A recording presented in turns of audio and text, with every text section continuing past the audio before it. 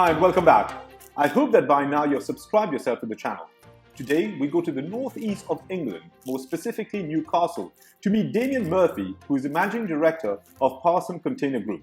I'll let him introduce himself. But this is a company that is in the SME space and has tried to make the most of the lockdown. They have reviewed their whole business model and are at the forefront of innovation right now. Hi, Damien.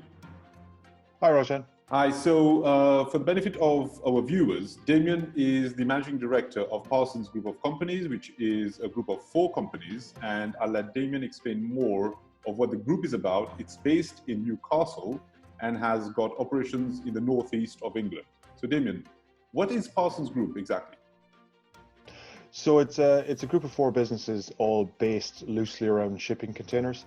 The business itself is 20 years old. It's a family-owned business. Originally started off buying and selling containers, which is still one of the key parts of the business. Turnover in total is about 6 million a year. Of that, about 4.5 million is sales. We also do container hire, so if businesses need a container on site for extra storage, we'll deliver one to them. We do container conversions, which as an engineer I find very interesting. So we convert containers into cafes, office units, storage units, whatever people want, so bespoke to their own requirements. And then under a separate brand, under the brand of You Hold the Key, we have a series of self-storage sites around the northeast. So we have 11 in total. We've got about 950 customers in that, with a split between about 60% private customers and 40% small businesses who use it either as their sole storage or as extra storage over and above their existing requirements.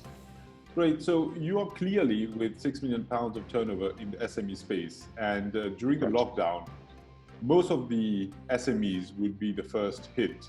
How do you see the impact on your group of companies? It's been varied. The container sales side has been hit very hard, and that's true across the industry. Everyone is in a similar boat. Container hire is the smallest part of the business, but that's pretty steady away. That doesn't change too much. And actually the self-storage side has been very resilient. As you can imagine, with a lot of customers, that does spread your risk quite a bit. We haven't seen the type of growth we normally would have expected this time of the year, but certainly we're not seeing much of a drop-off either, which is nice. So Damien, this has obviously shifted your business model into something different because you are a very paper-based industry and lots of human interaction. How have you seen things evolve with the lockdown? So one of the main areas is around our self-storage business, or around You Hold the Key, is being able to do things on a much more contactless basis. So at the moment we are listed as an essential service, so we can stay open, and similar to shops in the UK at the moment, as long as you keep 2-meter distancing, we could have continued everything as is. So we could have continued having people coming into the office, filling out the paperwork, showing their ID. You know, we could have continued with cash-based interactions. But we took the decision that we didn't need to do that. Basically, there wasn't a strong ethical reason to do it. The only reason we didn't do it on a more contactless basis was because we hadn't done that before. The choice was there to change it. So we took the decision to start moving, and this is a phased process, is to start doing things on a much more contactless basis. So now when somebody will book online, they fill in all their forms online, they can email in their proof of ID. Then when they get to site, there will be a site manager there, but they won't interact with them. Their key fobs and their keys for the unit will be left in a predefined place. And then the person can come and get all their stuff, and they can get access to site and they get access to their storage, and there's no actual human interaction as such. And I guess the next phase for us then is to move that to a completely online system. So we'd like to get to a point where people will be able to get their access codes on their phone, and that's certainly stuff to look at down the future, so it can be completely interactionless if that's what people want. Although once things go back to normal, we would like to have it in such a way that there is an offer in there. So if somebody wants to meet a site manager, if they want to talk to them, be shown around, once that's safe to do again, we'd like to have that option there. But we also want the option that some people just don't want to have that interaction. They want to be able to do a hassle-free, book the system, do it all online, do it on an app or whatever it happens to be, and then they get their self-storage without having to deal with anyone, basically. Wow, that's quite impressive. How long did you take to change this whole business model? A couple of days. Wow.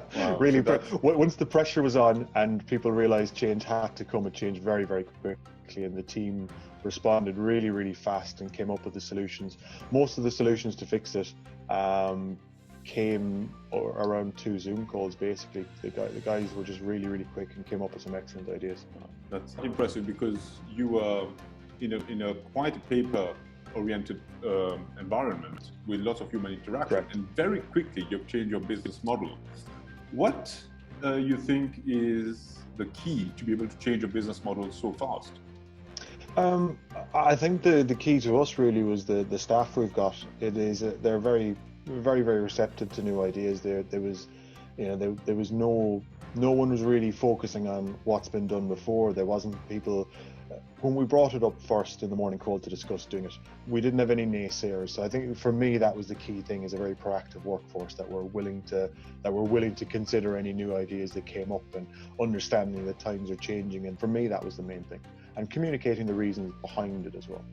So I think you're taking less credit for what you should be doing, because if you want your people to be positive, I'm sure you must have helped them stay positive when everyone was looking south. How do you manage to keep your people engaged and keep that positivity for them to continue looking forward? I think the communication is the main part. I tend to be somebody who likes interpersonal interactions more, so I rather talking to people rather than emailing people. I think it's about using the tools you have in front of you and the tools you can, and certainly using things like this, like Zoom, and using any of the Skype or WhatsApp.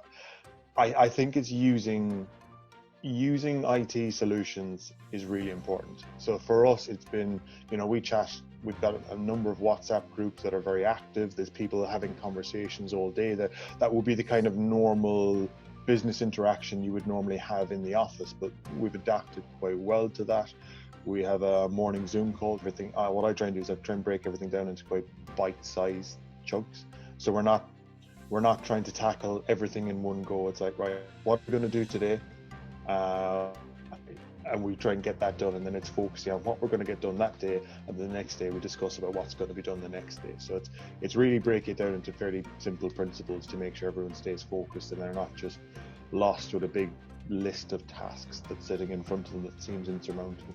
Okay, so it's obviously working for you. And how do you see things going forward?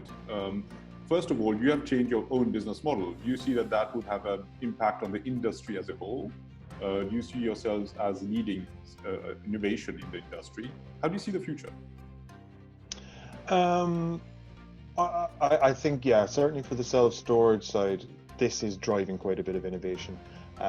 It has traditionally, everyone has used a very similar model.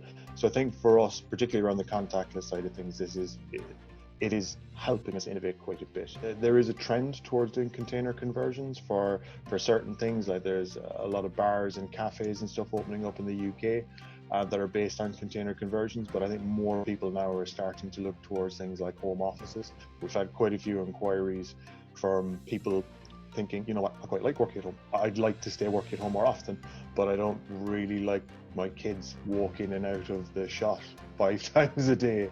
So there's people looking at having small converted offices. So that's an interesting new development from that side of things. Well, great. Thanks, Damien. This has been quite interesting. I'm sure that the future will be very unpredictable, but you seem to be well geared. You seem to be well geared, and your people seem to be well geared to make the most of everything. So thank you once again. Thank you very much. Nice talking to you. Thank you again, Damien. I hope that all of you have really enjoyed this interview and had a good insight of how this industry can change over time.